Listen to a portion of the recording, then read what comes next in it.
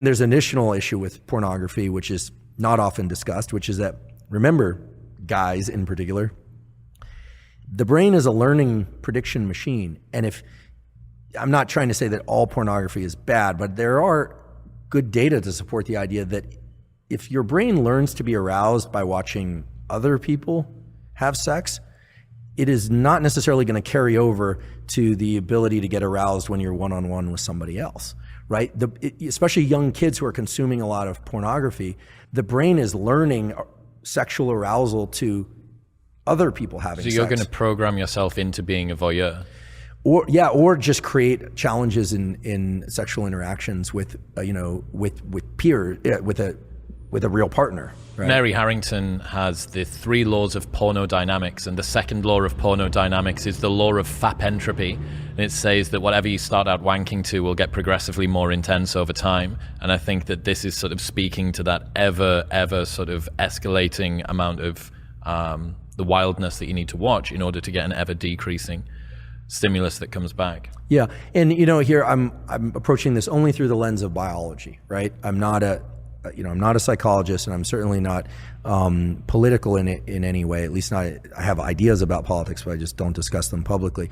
But the idea here is that I'm not saying pornography as a stimulus is bad or good. What I'm saying is it, in its availability and its extreme forms, it's a very potent stimulus, and very potent stimuli of any kind, extremely palatable food, extreme pornography, extreme experiences like bungee cord jumping, those set a threshold for dopamine release. And Anna will tell you that, and I'm sure she did, that the higher the dopamine peak, the bigger the drop afterwards. And it's not that you drop to baseline, you drop below baseline.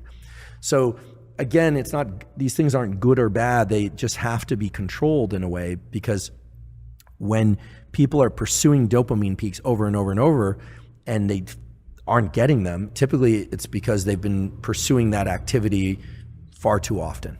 And you're saying perhaps take a break from that, and there may be an ability for yourself, your system, to reset. Right. Yeah. Yeah, I mean, in theory, all the things that we're talking about with pornography could be superimposed onto food, or could be superimposed onto real sex, right? That one also has to be cautious there, right? But the cycling back and forth between dopamine and low dopamine states, dopamine fasting as it were, but maybe just low dopamine states, these are natural rhythms that existed in the nervous system. We have to remember what the dopaminergic system is there for.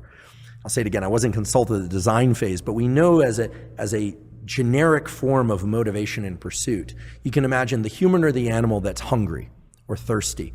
It needs energy to go pursue the thing. So the idea that you have to eat in order to get energy, that's true, but you need energy in order to get the thing to eat. So our nervous system has energy also, that's dopamine and epinephrine.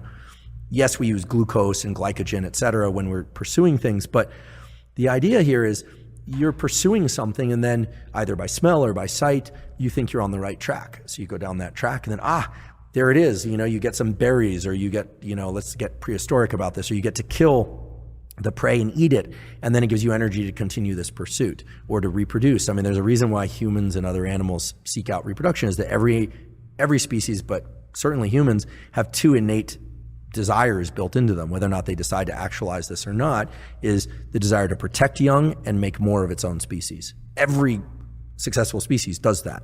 Even if people don't have children, in general, people care about children because of what they represent. Very few people dislike children. I mean, there are a few mutants out there that dislike children, but you always worry about those kinds of people.